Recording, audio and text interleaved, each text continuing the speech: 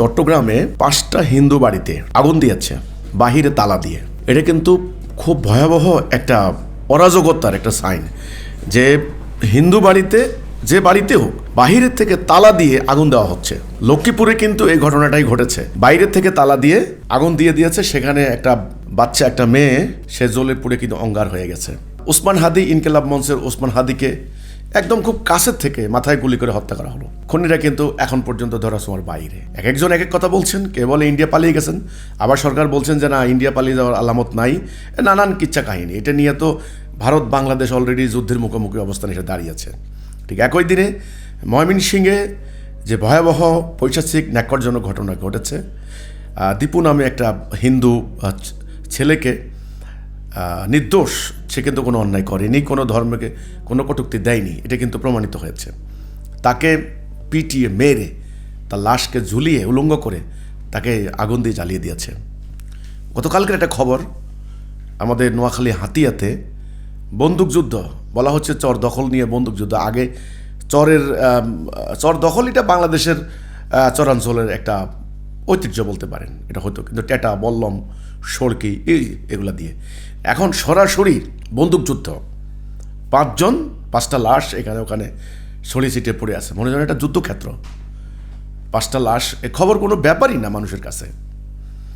তো বাংলাদেশের সামগ্রিক পরিস্থিতিটা কী আমরা দেখলাম। রাজশাহীতে একটা ছেলেকে, মাইক্রোবাস, একটা ব্যবসায়ীকে মাইক্রোবাসে তুলে নিয়ে সে চিৎকার করছে, আমাকে বাঁচান বাঁচান। কেউ তার কোনো কথাই শুনছে না। তাকে তুলে নিয়ে 3 ঘন্টা পর তার লাশ পাওয়া গেছে। এখানে হত্যার একটা মহোৎসব চলছে বাংলাদেশে। প্রতিনিয়ত মব, একটা পরিসংখ্যানে আমরা পেয়েছি প্রায় 630 থেকে 640টা মব হয়েছে গত আপনার 14 মাসে। 4500 খুনের মামলা হয়েছে, ডাইরেক্ট খুনের মামলা। নানা কিসের মামলা হয়েছে প্রায় 2.5 লাখ, 2 লাখ থেকে 2.5 লাখ, মানে নানান কিসিমের মামলা। বাংলাদেশের এখন যে পরিস্থিতি, এই পরিস্থিতিটা এখন কোন দিকে যাচ্ছে সেটা, যখন একদল লোক ডেইলি স্টারে আক্রমণ করলো, প্রথম আলোতে হামলা করলো, উদিসি হামলা করলো, ছায়ানটে হামলা করলো। খেয়াল করুন, উদিসি, ছায়ানট, ডেইলি স্টার, প্রথম আলো, এই মানে সাংস্কৃতিক প্রতিষ্ঠান এবং পত্রিকার অফিস যখন অ্যাটাক করলো, সেখানে তারা কি লুট করলো, তারা আগুন দিয়ে সব কিছু জ্বালিয়ে পুড়িয়ে ছারখার করে দিল, লুণ্ঠন করলো, বক্তব্য দিল, সেখানে দাঁড়িয়ে ফেসবুকে উস্কানি দিল। এই ঘটনাটার পর আমরা কি দেখলাম? আমরা দেখলাম যে প্রথম আলো, ডেইলি স্টারের যারা সম্পাদক বা অন্যান্য সম্পাদক মণ্ডলী যারা আছেন, মতিউর রহমান, মাহফুজা নাম, তারপরে হলো ওই যে দ্য নিউ এজের নুরুল কবির, এনাদের বক্তব্যগুলা আপনারা যদি খেয়াল করেন, সেখানে দেখবেন সরাসরি কথা হচ্ছে বাংলাদেশের বিরুদ্ধে লড়াই। এবং বিএনপির মির্জা ফখরুল ইসলাম তিনিও বলেছেন এ লড়াই বাক স্বাধীনতার বিরুদ্ধে লড়াই, মানে বাংলাদেশের গণতন্ত্রের অগ্রযাত্রার উপর আঘাত। তাহলে নুরুল কবির বললেন এই যুদ্ধ অনন্ত যুদ্ধ শুরু হলো, এটা থামবে না। আর যারা আপনার হলো ছায়ানট এবং অন্যান্য উদেশি শিল্পী গোষ্ঠীর সদস্য মেম্বার আছেন, তাদের মিছিল, তাদের স্লোগান, তাদের কথাবার্তা, সেগুলি আপনারা দেখেন অবস্থা কি এক। আবার এদিকে আমরা দেখলাম 2-3 দিন থেকে বেশ কিছু বিভিন্ন ধর্মীয় সংগঠনের নেতাদেরকে গ্রেপ্তার করা হচ্ছে। গতকালকে একজনকে করেছে, আজকে যাকে গ্রেপ্তার করেছে তাকে 3 মাসের ডিটেনশন দেওয়া হয়েছে। আচ্ছা, এখানে যারা ধর্মীয় সংগঠন, তাদের নেতাদের বক্তব্য দেখবেন, প্রচণ্ড উস্কানি, কাকে বলে, কত প্রকার, কি তারা বলছেন যে প্রথম আলোতে এবং ডেইলি স্টার যারা হামলা করেছে, এনসিপি এবং শিবিরের নেতা কর্মীদেরকে কেউ ধরছে না, আলেমদেরকে ধরা হচ্ছে। আচ্ছা, এখন এরই মধ্যে এনসিপি নেতা কর্মীদের একচেটিয়া ভারতের ব্যাপারে চরম বক্তব্য।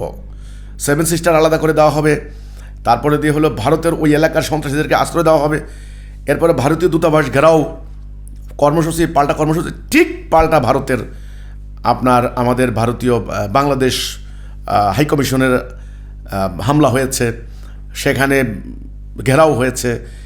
ওই পারের নেতৃবৃন্দের বক্তব্য দেখেন। এরই মধ্যে একটা খবর আসছে, খবরটা কিন্তু ঠিক কতখানি অথেন্টিক এটা আমি কিন্তু যাচাই করতে পারিনি। পাকিস্তানের যে ক্ষমতাসীন দল, সে দলের যে অংশী দল মানে জোট, এর মধ্যে একজন নেতা বলছেন যে যদি ভারত যদি বাংলাদেশে আক্রমণ করে বা কোনো ক্ষতি করে তাহলে পাকিস্তানের মিসাইল প্রস্তুত। অর্থাৎ ব্যাপারটা খেয়াল করেন কোন জায়গার আগুন কোথায় লাগে। আচ্ছা, কালকের যে খবরটা সেটা হলো আরাকান আর্মি আমাদের বাংলাদেশের বেশ কিছু জেলেকে ধরে নিয়ে গেছে। আগেরগুলো কিন্তু অনেককে উদ্ধার করতে পারিনি। আবার একটা খবর আমরা পেলাম, আরসা অর্থাৎ বাংলাদেশে অবস্থানরত মিয়ানমারের যে মুসলমানরা, এদের যে সশস্ত্র সংগঠন আরসা, এরা মারাত্মকভাবে প্রশিক্ষণ নিচ্ছে, তাদের মিলিটারি প্যারেড, কুচকাওয়াজ, অস্ত্র প্রশিক্ষণ এগুলো দেখাচ্ছে। আবার অনেকে বলছেন, আমি গতকালকে কয়েকজন নেতার বক্তব্য শুনলাম যে ফ্যাসিস্ট সরকারের পররাষ্ট্রনীতির কারণে আজকে আমরা পার্বত্য চট্টগ্রাম হারাতে চলেছি। বাংলাদেশের পরিস্থিতিটা এখন এই অবস্থায় এসে দাঁড়িয়েছে। চরম এক অরাজকতা, চরম এক অনিশ্চয়তার মধ্য দিয়ে বাংলাদেশের মানুষ যাচ্ছে। যারা সরকারে আছেন, আমি এ পর্যন্ত যত আলোচক, যত চিন্তাশীল, এখানে প্রতিনিয়ত প্রেস ক্লাবে মত বিনিময় সভা হচ্ছে, বিভিন্ন জায়গায় হচ্ছে, সবারই একই কথা, প্রায় মোরাললেস সবারই একই কথা যে কিছু এনজিও কর্মকর্তা, কিছু তথাকথিত সুশীল সমাজের কিছু মানুষ, তারা গভর্নমেন্টে আছেন, তারা নিজেদের নিরাপত্তা নিয়ে, নিজেদের প্রোটোকল নিয়ে নিজেরা চলেন, নিজেদের সুযোগ সুবিধা নিয়ে নিজেরা চলেন। কিন্তু পুরো দেশ, প্রায় 20 কোটি মানুষ এক কঠিন অনিশ্চয়তার মধ্য দিয়ে যাচ্ছে। কে কখন খুন হয়, কাকে মার্ডার করে কোনো ঠিক নেই। আপনার যে অস্ত্র, লুট হওয়া অস্ত্র, কেউ কেউ বলছেন 56,000, কেউ কেউ বলছেন 46,000, আমি অর্ধলক্ষের নিচে আজ পর্যন্ত শুনি নাই। এই যে অস্ত্রগুলি লুট হলো, অধিকাংশ অস্ত্র এখন পর্যন্ত উদ্ধার করা যায়নি, এবং উদ্ধার করার মতো ইচ্ছা, আকাঙ্ক্ষা, প্রচেষ্টাও গভর্নমেন্টের আমরা দেখি না। আচ্ছা, গেল এটা। এবার গভর্নমেন্ট কী করছেন? ওসমান হাদির মৃত্যুর পর গভর্নমেন্ট কী করছেন?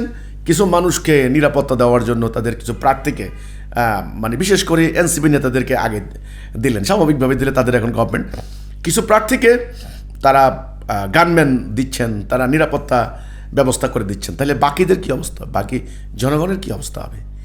এখানে মনে হচ্ছে যেন প্রত্যেকটা মানুষ বন্দুকের নলের মধ্যে বাস করছে। বাংলাদেশের যারা ব্যবসায়ী, তারা সবচেয়ে বড় আতঙ্কে আছে। অনেকে আর বাংলাদেশে ব্যবসা করবেন না বলে বিদেশে পুঁজি হস্তান্তর করেছেন, পুঁজি নিয়ে যাচ্ছেন। তো এমত অবস্থায় প্রতিনিয়ত হুমকি, এক গোষ্ঠী আরেক গোষ্ঠীকে, এক দল আরেক দলকে, এক পক্ষ আরেক পক্ষকে। এখানে ভেতরে ভেতরে কিন্তু অ্যান্টি ইন্ডিয়ান এবং প্রো ইন্ডিয়ান, বা অ্যান্টি পাকিস্তান বা প্রো পাকিস্তান, এটা সাংঘাতিক দ্বন্দ্ব শুরু হচ্ছে।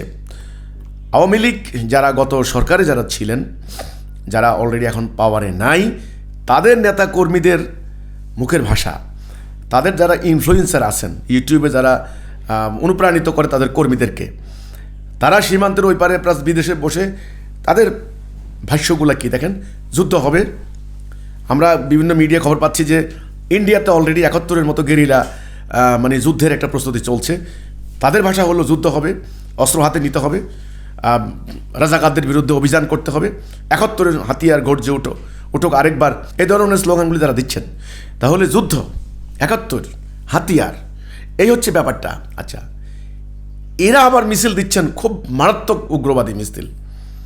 তো এখন পরিস্থিতিটা কী আসলে, সাধারণ মানুষ কী মানুষ? এর মধ্যে কিছু ইউটিউবার আছেন যারা ইংল্যান্ডে থাকে, আমেরিকা থাকে, তারা কিন্তু নানানভাবে আবার তথ্য উপাত্ত দিয়ে নানানভাবে উস্কানি দেওয়ার চেষ্টা করছেন। দ্রব্যমূল্যের ঊর্ধ্বগতি ধাই ধাই করে বেড়ে চলেছে। পাড়ায় মহল্লায় যে দেখেন, চুরি ডাকাতি, একটা অরাজকতা, মানুষ ভয়ে মুখ খুলছে না, সোজা কথা। আদালতে যান, সেখানে টাকা টাকা টাকা, অফিসে ঘুষ আর ঘুষ আর ঘুষ। অফিসের যারা কর্মকর্তারা রদবদল হচ্ছেন, টাকা ছাড়া কোনো কথা নেই। এখন কথা হচ্ছে এই অবস্থায় কী করবেন? বর্তমান ইন্টারিম, তারা বলেন তাদের সদিচ্ছা এক জিনিস, আর হলো দক্ষতা, অভিজ্ঞতা, জনসম্পৃক্ততা, সাহসিকতা, সিদ্ধান্ত গ্রহণের ক্ষমতা, এগুলি মোস্ট ইম্পর্ট্যান্ট। এই ইন্টারিমটা সিদ্ধান্ত গ্রহণ করতে পারছেন না, কারণ তারা শিওর না তাদের কোন সিদ্ধান্ত বাস্তবায়ন হবে।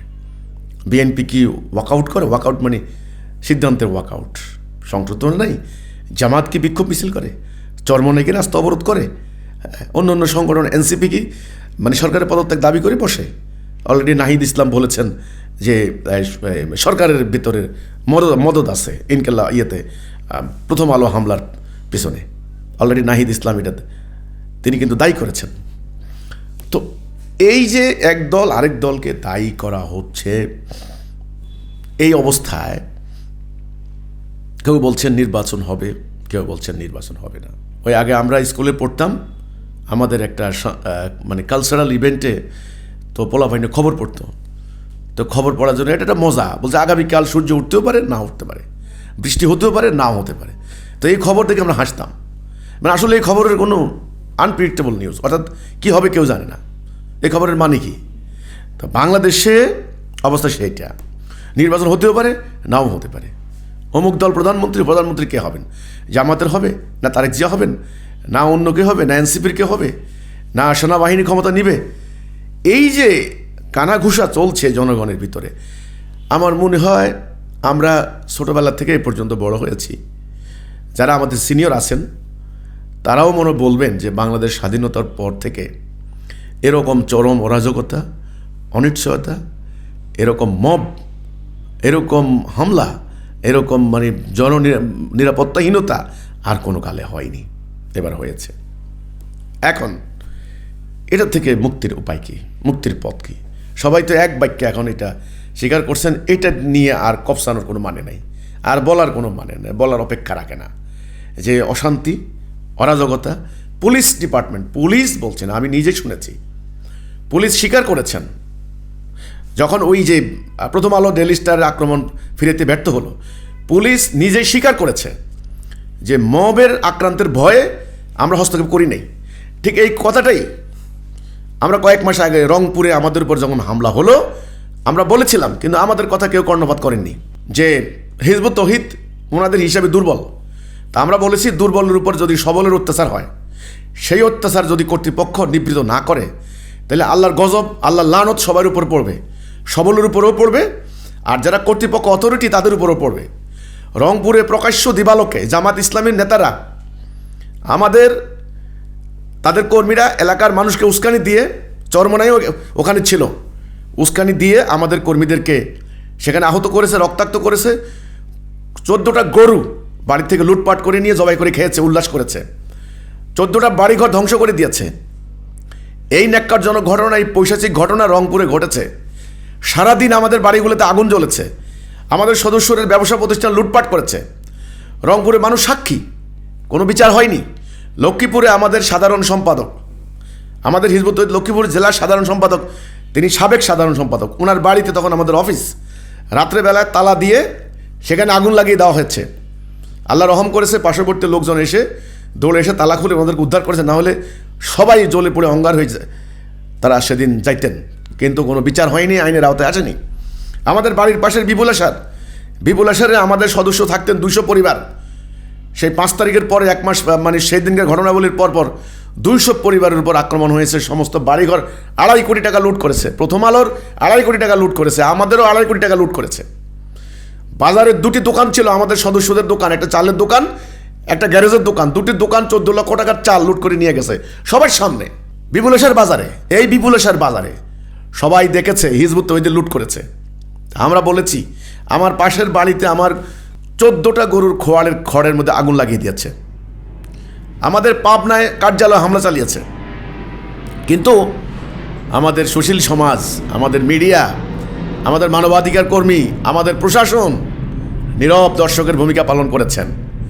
আমরা বলেছি, আমরা যদি এদেশে আক্রান্ত হই, আমরা পাল্টা গিয়ে যমুনা ঘেরাও দেব না, এটা আমাদের কর্মসূচি এখনও নাই।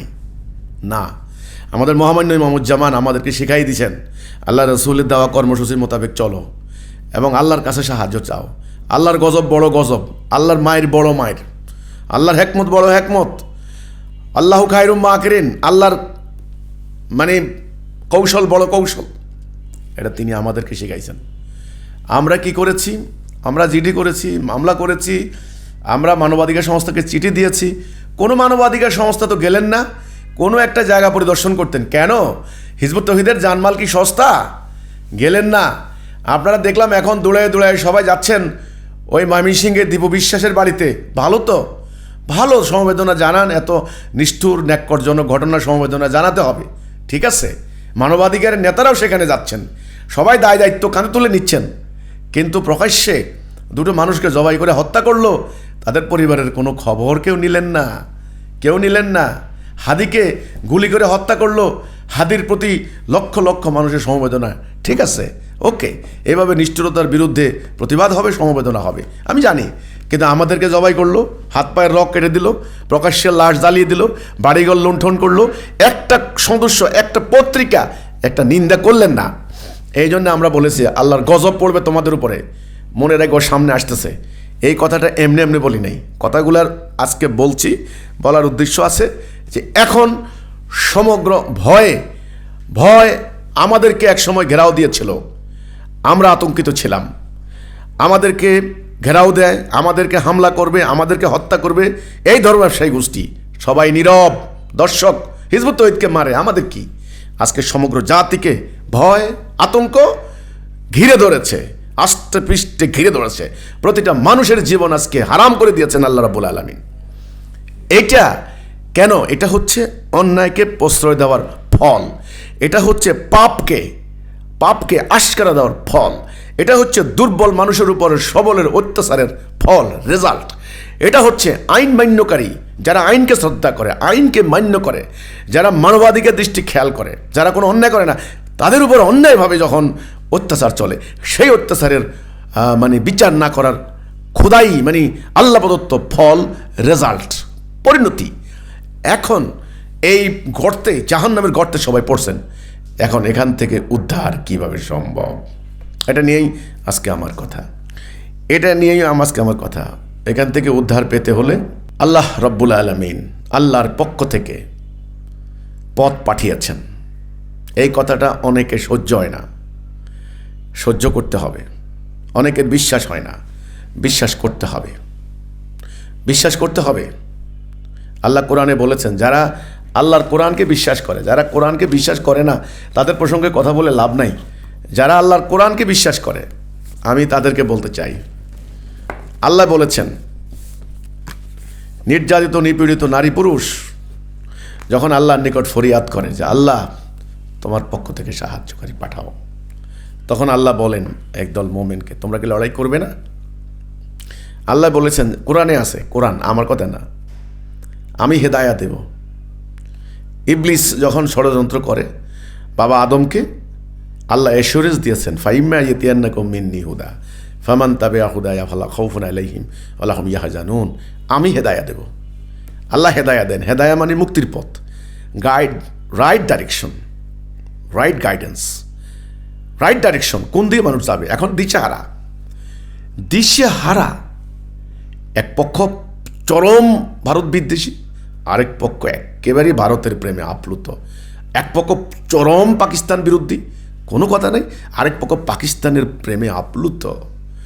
52 সাল, 47 সাল, 71-এর চেতনা শুরু হয়েছে, এখন জুলাই চেতনা ব্যবসায়ীরা চেতনা ব্যবসা করতে করতে পাগল হয়ে গেছে, জাতিটাকে আরও টুকরো। এতদিন তো বিভিন্ন ফেরকা মাযহাবে দল আছিল, আওয়ামী লীগ, বিএনপি, জাতীয় পার্টি, নতুন করে টুকরো হয়েছে এনসিপির মধ্যে আরও ভাগ হয়েছে, এইবার চেতনার টুকরা। এইবার একদল আরেক দলকে হামলা করছে, এরা ইসলামের শত্রু, আরে এরা দেশের শত্রু, এরা রাজাকার, এরা আলবদর, এই শুরু। আরে ভাই, মাছি যেমন এই আঠার মধ্যে আটকে যায়, ঠিক এই জাতিটাকে আটকানো হয়েছে 71 সালের মধ্যে। সেই বিরোধ আরও উস্কাই দেয়, কত চুলকাইয়া ঘাও একেবারে গ্যাংগ্রিন করে দিচ্ছে। এই হচ্ছে অবস্থা। এখন শত্রুতা চরম আঘাত ধারণ করছে। এই জন্য আল্লাহ রাব্বুল আলামিন কোরআনে বলেছেন, আমি হাদি দেব, আমি হেদায়া দেব। আল্লাহ বলেছেন, কোনো জাতি তার নির্ধারিত সীমা অতিক্রম করতে পারবে না। প্রত্যেকটার ব্যাপারে, প্রত্যেক জাতির জন্য, প্রত্যেক ব্যক্তির জন্য যেমন নির্দিষ্ট কাল আছে, ত্বরান্বিত করবে পারবে না, বিলম্বিত করতে পারবে না। নির্ধারিত কালের আগেও না, পরেও না, নির্দিষ্ট টাইমেই নিদানের কাল চলে আসবে। আল্লাহ কোরআনে বলেছেন, হে রাসূল, আপনি ধৈর্য ধারণ করুন, আল্লাহর ফয়সালার অপেক্ষা করুন, আল্লাহর ফয়সালা চলে আসবে। এই জন্য আমরা বলেছি, এই হানাহানির এই চরম মুহূর্তে জাতিকে বাঁচানোর জন্য, জাতিকে রক্ষার জন্য আল্লাহর পক্ষ থেকে হেদায়া চলে এসেছে। এটা আল্লাহর পক্ষ থেকে হেদায়া আসছে। এখন সেটা যারা বিশ্বাস করেন না তাদেরকে আমরা জোর করে বিশ্বাস করাতে পারবো না।